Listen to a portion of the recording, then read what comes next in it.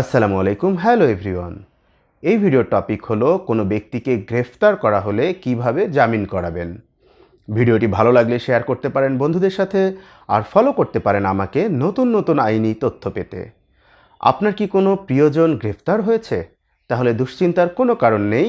The code of criminal প্রসিডিউরের 167 ধারার বিধান অনুযায়ী কোনো ব্যক্তিকে গ্রেফতার করা হলে 24 ঘন্টার মধ্যে ম্যাজিস্ট্রেট কোর্টে হাজির করতে হয়।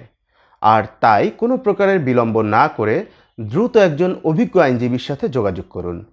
আর আপনার প্রিয়জনের জামিনের সমর্থনে প্রয়োজনীয় সকল প্রমাণপত্র আইনজীবীকে সরবরাহ করুন।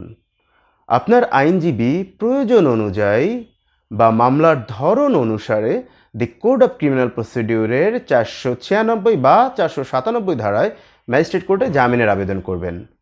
ম্যাজিস্ট্রেট কোর্ট যদি জামিন না দেয় তাহলে বিচলিত হবেন না।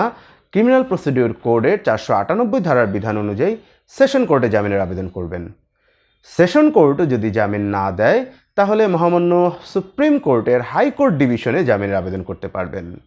সুতরাং এরূপ পরিস্থিতিতে ধৈর্য না হারিয়ে আপনার আইনজীবীর পরামর্শ অনুযায়ী প্রতিটি পদক্ষেপ গ্রহণ করুন। আইন সংক্রান্তে আপনার কোনো প্রশ্ন থাকলে এই ভিডিওর কমেন্টে লিখতে পারেন কিংবা আমাকে ইনবক্স করতে পারেন। আপনার প্রশ্নের উত্তর নিয়ে তৈরি করব পরবর্তী ভিডিও।